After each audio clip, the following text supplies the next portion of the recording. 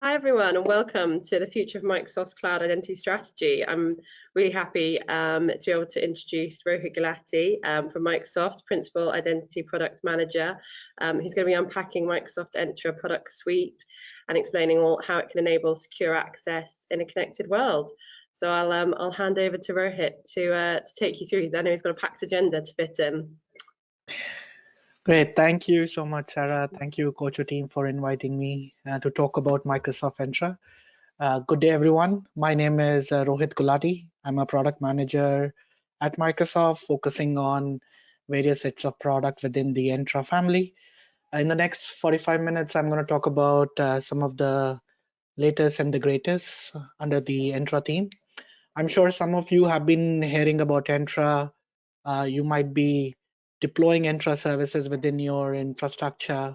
But as we go through the journey, you'll also hear me talking about some of the latest features that we have announced in various product families. It's a 45-minute talk and a lot of content to cover. I'll try my best to fit in everything in the next 44 minutes. But if you don't get time, please leave your comment on the chat. Let us know what you'd like to hear more. So we will do that as we go along in the journey. And I'll keep an eye on the chat. So do post your questions. As there is a pause, I'll take that specific question. If we run out of time, we'll take the questions offline. So with that, let's get started on the content. As we know, I think all of us are now supporting digital environments. We also see that a lot of new applications and services are going across the IT estate. We also see that the cyber attacks are becoming complicated. There are new trends, and the volume of attacks are also growing. So given all the trends that we are seeing in the digital world and the challenges it has to offer, we are talking about Entra in this session. So what is Microsoft Entra? Entra is a trust fabric that can serve your digital ecosystem. It is built on identity and access management capabilities. I'm sure a lot of you have deployed or you know about Azure Active Directory. Azure Active Directory is not going away. It is not getting replaced by Entra. Azure Active Directory still is helping customers by offering a cloud-powered identity and access management solution. You can do services like conditional access, passwordless, and secure your enterprise estate. We are adding more capabilities to the identity and access management portfolio. And Entra is a brand, and Azure AD is one of the products within the brand. So if you see the next slide, it talks about the innovation that we have done. Entra is a family of products. Azure Active Directory is our flagship cloud identity product. Then we have Entra Permissions Management, which is our cloud infrastructure entitlement management product.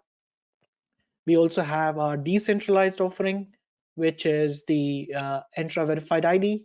A lot of you might be working on governance capabilities from Azure Active Directory. So Entra Identity Governance is a complete governance product. And then we have a product family around workload identities, which means we can offer advanced security and governance to non-human identities. So let's do a double click on each of the pillars, starting with Azure Active Directory. Azure Active Directory, as you know, is a universal platform that helps you manage and secure all your users and access. It's one of the offering that we offer at a large scale. If you look at our landscape, we have a hyperscale product.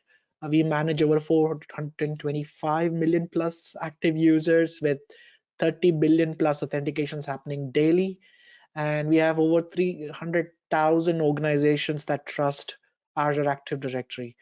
Now, to power and to manage this hyperscale service, we need to make sure that we offer this service with operational excellence from the cloud. That way, we take care of physical security, we take care of operational security, and we run a global cloud fabric that supports cloud services or security services. And when I say cloud services, I'm referring to Office 365, Azure.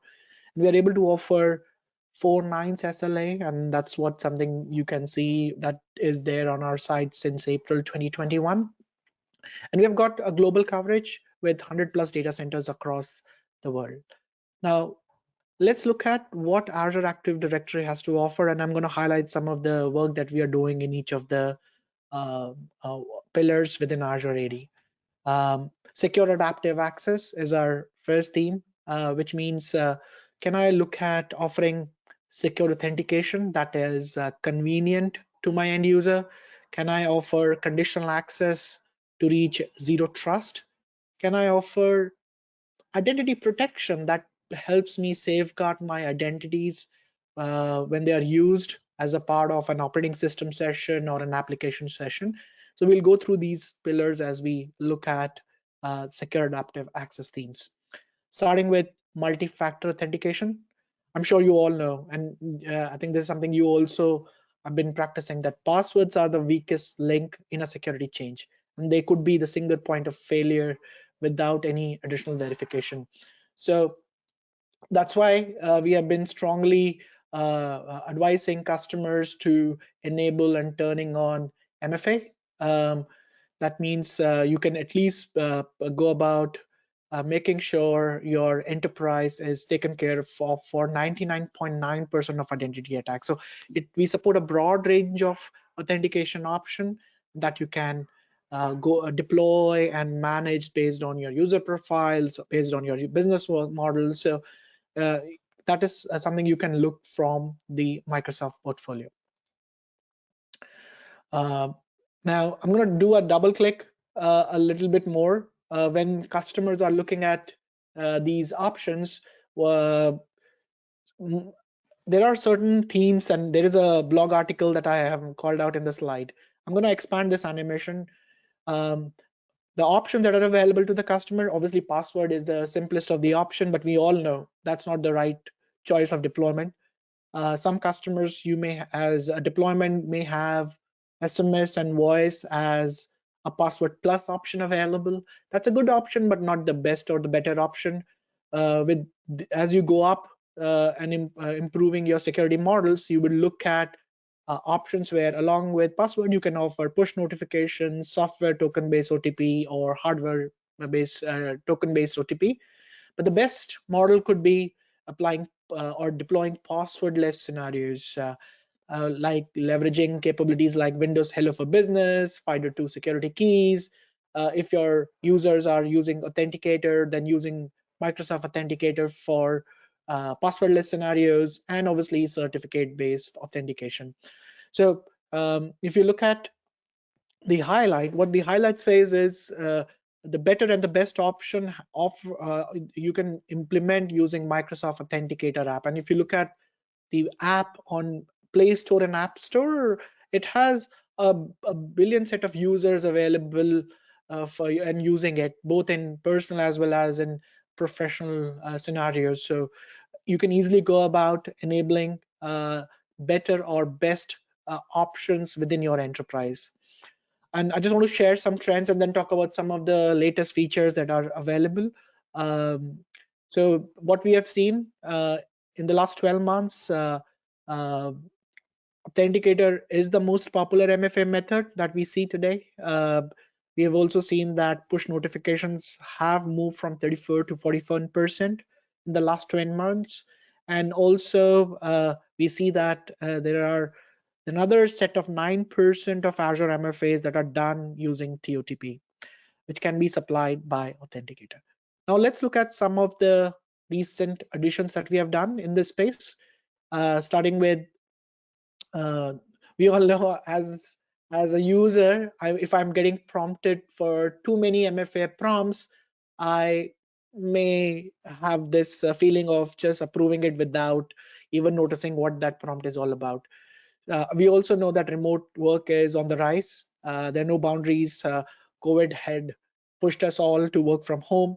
I still want to make sure when a user is accessing my application, they're not accidentally approving a notification. So how we can make this experience better? We have announced number matching and typing the code as generally available capabilities. So instead of user just clicking on approve, they will do a number match, they will type. It could be the default behavior for passwordless phone sign-in. And as admins, you'll see that you'll be able to push it as a default system behavior, and the rollout is happening now as we speak. Another thing you would see as a user, when you're trying to do or type the number, you can also offer some additional context. You're making the users informed on what they are trying to do, what they are trying to access, so they get to see some additional information within the app and the location as well from where the request was originated. So they are also getting some additional information, and that way we are able to add or reduce the MFA fatigue as well as get more verified information coming into the system. You saw the chart that I had presented, which said SMS and voice was not even better. It's good. So we want to make sure we want to convince you that it's time for you to move your users away from SMS and voice. And if you have not seen the article, please look at the article that I have called out on the slide, aka.ms/hangup, where we have called out some of the gaps, some of the things where mechanisms based on PSTN are least secure or less secure. So plan to move towards passwordless strong authentication methods now. An authenticator app can help you immediately deploy these options. So please read this article if you have not gone through that, and you'll get some more insights on some of the challenges that we have seen with the PSTN based methods. Some of the additional things that we rolled out, registration campaign or nudge, that is now GA. It allows an admin to ensure that they can run campaigns, they can push users to configure new methods. You can make sure that this shows up at the time of sign-in when the user has done a sign-in, and you can configure it through an admin-based model as well. We're also working on something called as system preferred MFA prompt, which allows the user to sign in by using the most secure method they have registered. So administrators can enable system preferred MFA to improve sign-in security and can discourage less secure methods like SMS. Or what I mean by that, let's say if a user has registered for both SMS and authenticator push notification as methods for MFA, system preferred MFA will prompt the user to sign in by using the most secure push notification method. The user can still choose to sign in by using another method, but the first prompted method would be to use the most secure method they have registered. And you can learn more by following the article that I've mentioned on the chat. Obviously, there are steps how you can configure it as well. And this is GA.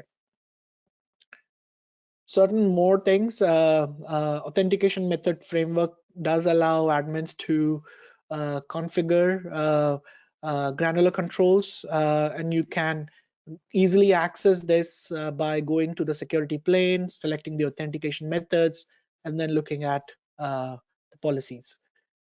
In the authentication strength piece, it is a conditional access control that allows administrators to specify which combination of authentication method can be used to access a resource. For example, let's say administrators can make only phishing resistant authentication methods available to critical applications. But let's say if there is a non-critical app, or let's say low business impact application, administrators can allow less secure MFA combinations like, let's say, password plus SMS. So you can set up authentication strengths. It's a CA control, and then you can put in combinations based on criticality of the app. Critical app means go with only phishing resistant authentication methods, while for non-critical you could choose a less secure MFA method. Okay, so that's a quick view. As I said, it's based on it's a CA policy control. So authentication strength can be based on authentication methods policy. You can scope it out. You can target it to a user or a group. It allows you to control the usage based on specific scenario, sensitive resources, user risk, location, and so on. So you can configure that as a CA policy control. Let's look at something new around multi-tenant organization. Now, what is multi-tenant organization? It's an organization that has got more than one instance of Azure Active Directory.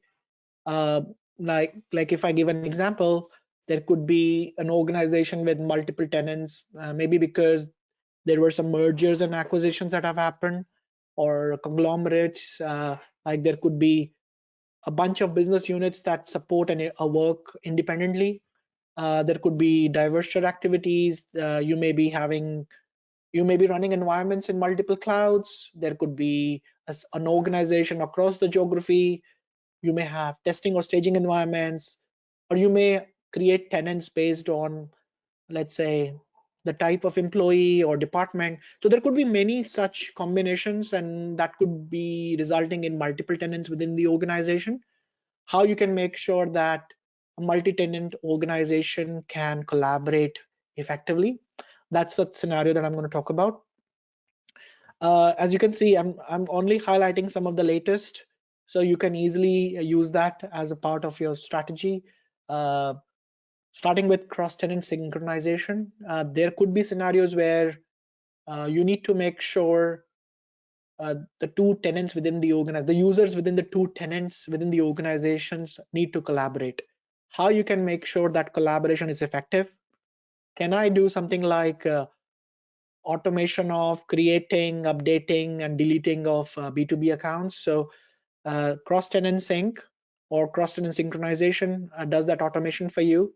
It enables user to access application and allows collaboration across tenants. And you can obviously then achieve your goals, like making sure that collaboration is seamless, there is automatic life cycle management of your B2B guest, and if there is a lever, you can obviously then clean up that B2B account when the user has left the organization.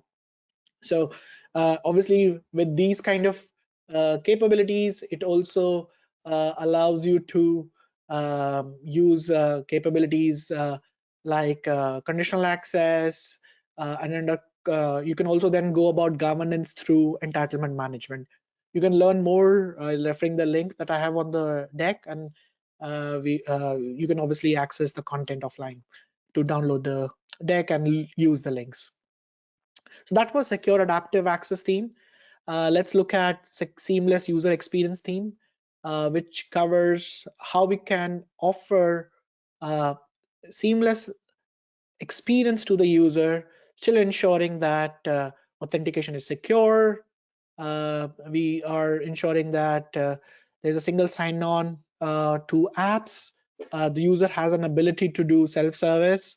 They also have a convenient method to uh, go through a phishing resistant passwordless credential. So these are some of the themes that we will talk about, starting with the single sign-on theme. If you have seen the Microsoft Gallery, we have got around 3,300 plus apps that are integrated within the gallery. And within the single sign-on configurations, it is just like a set of clicks. An admin can bring in a SaaS app for the configuration. You can also use various patterns if the application is not listed in the gallery, and if the application is using modern authentication protocols like OAuth, OpenID Connect, or even SAML. There are patterns available for you to bring that application. And there are more scenarios like uh, we offer connecting models to on-premises apps as well. So I'm going to talk about that in the later section. For self-service capabilities, we've been talking about self-service password reset that allows an admin to enable end users to do seamless account management activities. Users can go about doing a password reset. Apart from passwords, there could be some other security contact informations that can be added. Um, We are also offering converged registration. That way we can minimize the user friction. We're not asking the user to go through two journeys, one for MFA, the other one for SSPR registration. It's a combined uh, registration experience. And also for IT can then look at dashboards and see what's happening within the tenant, look at suspicious activities. And as a user, I also get to see where my sign-ins are coming from. So I can go to my sign-ins and see my activity. So I can do self-monitor and look at my sign-ins. So that's a screenshot of the experience that I just mentioned. On the frontline worker piece, uh, we have been offering the model where frontline managers can manage frontline worker identities using the My Staff portal. They can do management of user credential using, let's say, adding for additional phone numbers. They can do password resets, approve password reset, and they can reduce the IT help desk set of activities by looking at and doing executions through My Staff portal. So, and this whole experience is integrated with Microsoft Teams. Under the unified identity management theme, I'm going to talk about how we manage hybrid identity from the cloud. That way you can offer greater security control. You can sync your on-premise identities, sync objects from your HR systems that could be cloud-based or on-premise based. You can connect to any app that could be on cloud or on your data center. It could be even a line of business app. How do you bring that app?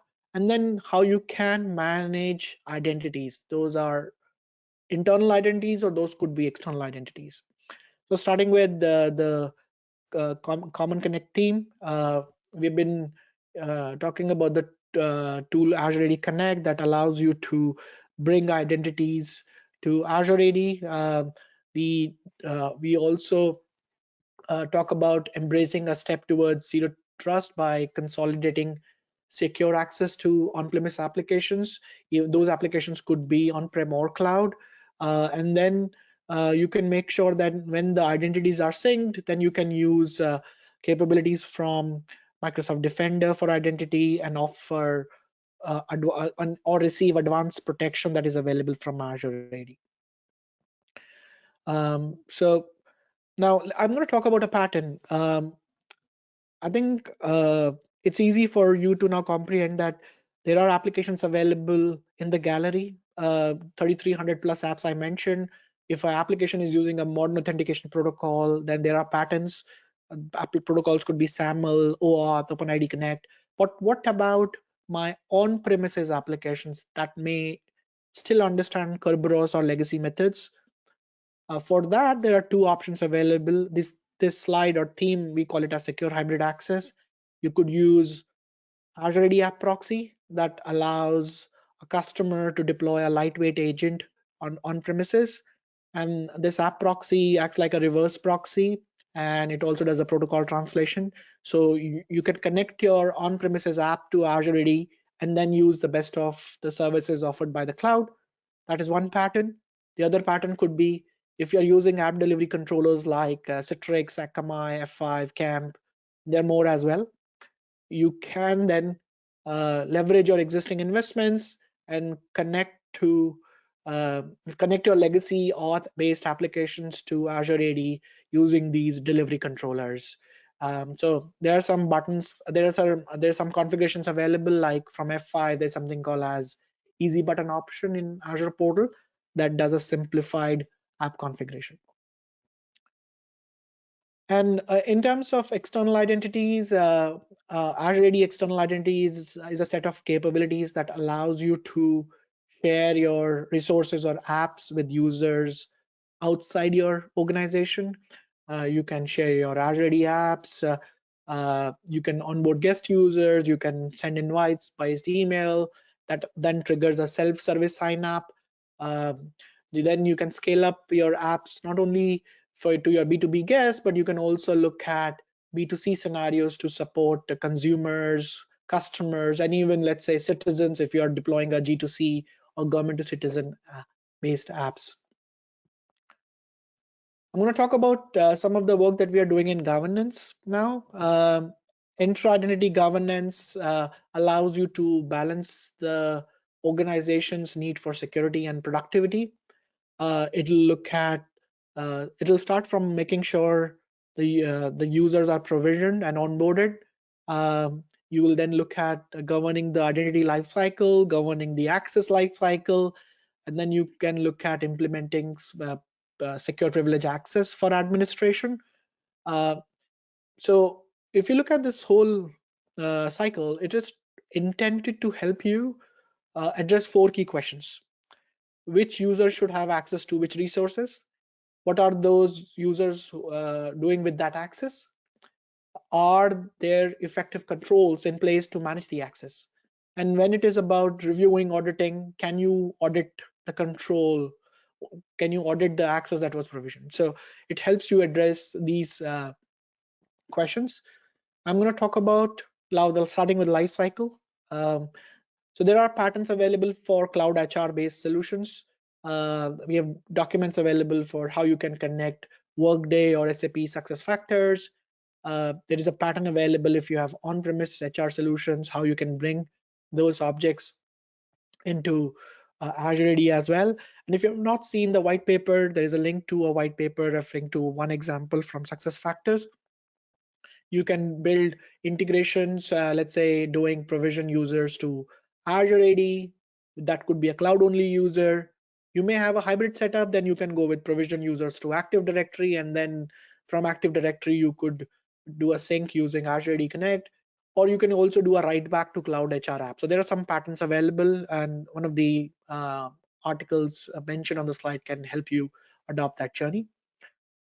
If you have seen the recent announcement, we also announced identity lifecycle workflow. This is something now in public preview.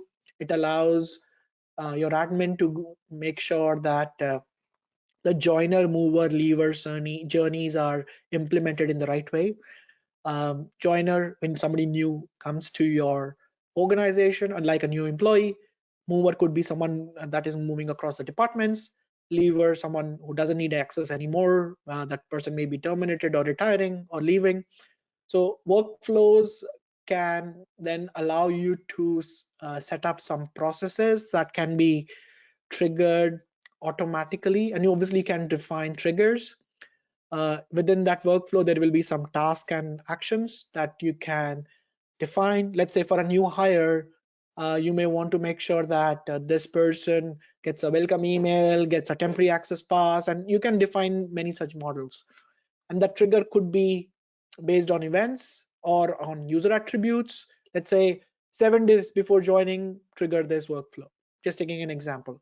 And also you can integrate lifecycle workflows with logic apps. That way you can extend the workflow to trigger some custom actions for, let's say, scenarios where you may want to add an extra task of asking the user to go through an extra, let's say, identity proofing after the onboarding has happened. So you can build such models, and we have templates available. You can select a template, you can add some custom tasks to it. You can also add a logic app to extend that particular workflow. Okay, I'm going to go forward and talk about provisioning users to on-premises apps. So in this theme, you can see there are patterns, there are protocols listed on the slide. So the on-premise application could be schema aware. In that case, we can use the scheme-based model to provision to on-premises apps. But let's say if there is an application that is running on-prem but only understands LDAP or SQL, and in that model, you can use the ECMA or ECMA host agent option. If you are coming from the MIM world, the ECMA term is a known term for you. When you look at ECMA-based provisioning, you're just deploying the ECMA host agent that converts the request coming from Azure AD to your target application. You don't need to deploy a MIM server.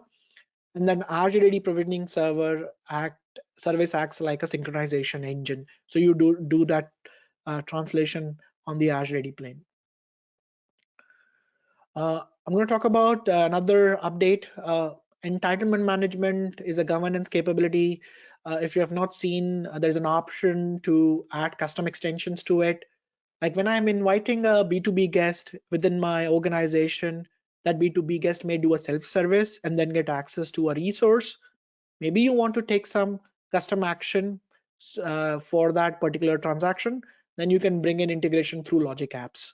There is a video link. You can follow that video and easily configure that. Think of Logic Apps as a successor to .NET Workflows. Okay, one more thing I want to call out. MEM support has been extended till 2029. There is support available for MEM customers. You can obviously reach out to Kocho if you would like to know more. And we will continue supporting MEM with the release updates to MEM. And there is a link, short link on the slide that talks about MEM version history for your reference. So when it comes to ensuring that we are making admin aware the compliance of the IT estate, we also offer dashboards. That way, as admin, you can look at the real life state of your IT environment. For an auditor, you can use it for an audit process. So you can gain visibility of what resources a user can or cannot access using a single centralized pane. That could be across clouds, multiple devices, and it could be fragmented across application landscape. So that is a bit on Azure AD. I've gone through some highlights, some of the work that we have done. I'm going to touch base on some of the other services now as we go along in the deck. Starting with Entra permissions management. As I said, we know that customers will have multi-cloud deployments. You may run resources not only on Azure, but on AWS, Google Cloud, and you may have multiple IDP providers as well. So can we help you reduce the complexity of multi-cloud environments? Can we help you streamline your permission management? Can we give you a centralized pane of glass? So enterprise Entra permissions management supports a multi-cloud model that works across major cloud providers.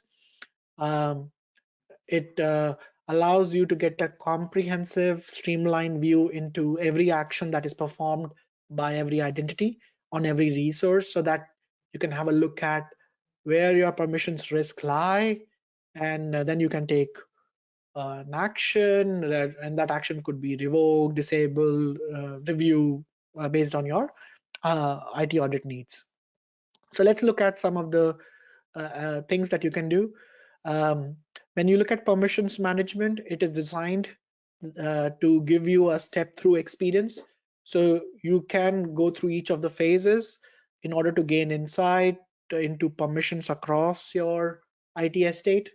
That way you can take effective actions.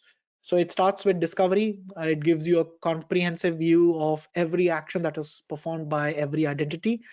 Then it can offer you remediation models, look at offering the right size permissions based on usage patterns, and then also look at the dashboards and reports. So that could be something you can use for your planning. Maybe that could be something that you may use for reporting and reporting with auditors as well. So starting with discovery and access. So to make this discovery challenge easy, EPM or Entra Permissions Management offers a dashboard that gives you granular visibility into every action. The discoveries are reported in the permission creep index, which is like a metric that evaluates the gap between permissions granted and permissions used. So if you remember the table from in the previous model, we were talking about how we can make sure that the permissions granted versus permissions used are the same. So the higher the number of unused permissions, the higher the risk, the higher the index score. That's how you should read it. In terms of remediation, it allows you to automate the least privilege policy informants, and that way you can right size the permissions across the environments by just doing it through a set of clicks. You can set a set of actions on a specific resource, and then you can make sure there is a just-in-time permission available for a limited time period. You can also power it by self-service workflow. So once the time is up, permissions will be revoked. And in terms of monitor theme, it allows you to look at your IT estate. You can set up alerts. You can set up actions based on alerts. You can also look at automation based on monitoring, and obviously then integrate your incidents response systems to it. So it allows you to manage, do rapid investigation and remediation in a customizable way. And then you can obviously generate reports, as you can see from the screenshot. So that's a highlight on EPM. I'm going to talk about a Entra verified ID now. Entra verified ID is an offering that allows decentralized identity principles to be implemented. What we have seen, a lot of organizations today do identity verification. Let's say on onboarding, when you hire someone, you don't know anything about that individual. You will actually do some execution task like, does this person have right to work? Is this person 25 and above? You will verify their employment. You still do a lot of background verification activities. And at that time, the user does not have identity in your system. Can you make sure that you can offer such models where when you do identity verification, you do it in a better way? When I say better, you can make onboarding easy for the user, as well as for HR, you can make it cost effective, quick, and secure. You can offer models where the user can participate and do self-service activities, like maybe they have to prove their right to work, and they can present a credential coming from a specific entity that was issued. Maybe it's a DBS check that has happened. And if somebody is accessing a high value app, can I make sure that I not only check for attributes that are coming from directory, like are you the right user coming from right security group, but I can also uh, make sure that um, that particular user uh, is the right user by prompting the user to take a live selfie. Also, maybe asking the user to present that he or she has the right training credentials. So verified ID offers such kind of patterns. For an end user, they're using the same application, which is the authenticator app. They're presenting that credential, and they get to see what they're presenting, to whom they are presenting, and they also see their audit history. This whole principle works on open standards, and we have implemented the open standards. As an individual, I can get myself a credential issued to me by an authority. That could be my employer, my government, and then basis that credential, I can get an attestation about me that I can present to an application, and that application is called as a verifier in the diagram. That verifier can then validate that credential, and basis that credential give me access. So in this model, there is no federation set up between issuer and verifier. User owns their credential. They present that credential in a privacy preserving way. That is a quick summary of verified ID. To make this possible, we offer an interface where admins can set up an issuer or a verifier experience. For a developer, we offer APIs. If you don't want to build this experience using Azure portal, you can use admin APIs, or you can build that request for credential experience using client APIs. And for the end user, we offer this wallet experience within the Authenticator app. You can also build that experience in your custom mobile app as well. Now, where I will use it, you can see it can be used across various scenarios. Onboarding is one of the top scenarios where we see customers using verified ID, which means that you could, when you're onboarding, the user may be coming to your onboarding system using their personal email address, you can easily make sure that you reduce the time to hire, make sure the self-service process is on, and you can verify that individual basis the attestations that user is providing. Secure access is another theme I mentioned. You're not only dependent on attributes within your directory, but you can also take then attributes which are from external sources, like, are you 25 and above? Do you have right to work? Have you completed a specific training?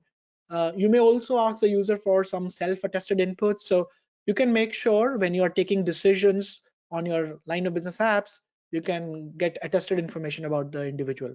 The third scenario pattern could be, can I generate a temporary access pass through a self-service method? Today, it is generated by the manager, and manager hands it over to the individual. Can I not make sure it is part of the self-service? User presents their verifiable credentials to prove who they are, and then I can offer a temporary access pass on a fly, which they can then supply to a Windows machine, which is getting configured through autopilot, and the machine then gets to Windows Hello for Business. So you can enable a passwordless journey using verified ID as a jumpstart system. So think of such kind of scenarios. Obviously, you can bring in issuance verification experiences in your line of business apps as well. Now, to make this simple for customers, we have simplified the experience in the Entra portal. It's a single landing portal, the admin center, where you can configure and onboard experiences, not only for Azure Active Directory, but onboard permissions management, verified ID. You can then workload identity as well as identity governance capabilities. If you look at what analysts are saying, so when it comes to analyst feedbacks across the landscape, we see that when it comes to vendor consolidation and what we have touched on earlier about simplify the complex, the conventional wisdom is that there is a trade-off between breadth and integration versus best of breed capabilities. If you look at Microsoft security, we believe that we deliver both best of breed as well as breadth and integration. We offer integrated solution across 50 categories: security, compliance, identity management, privacy, and our solutions are also well received across the analyst. So there is some reference articles. There are some reference articles. You can obviously look at them if you're interested. And when I look at various scenarios, since we believe in open ecosystem, we have integration across various scenarios, patterns, verticals. That could be business apps, HR apps, hybrid scenarios, governance, and so on.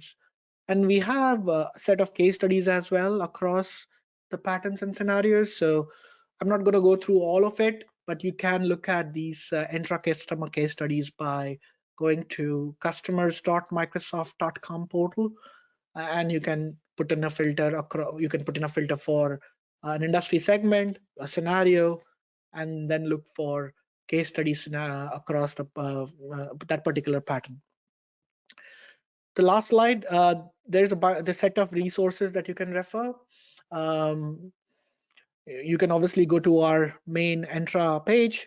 You can also look at our Azure AD landing page that talks about the various features that I just mentioned, permissions management, verified ID, and obviously you can set up trials. That way you can not only go through the documentation, but experience the whole thing altogether.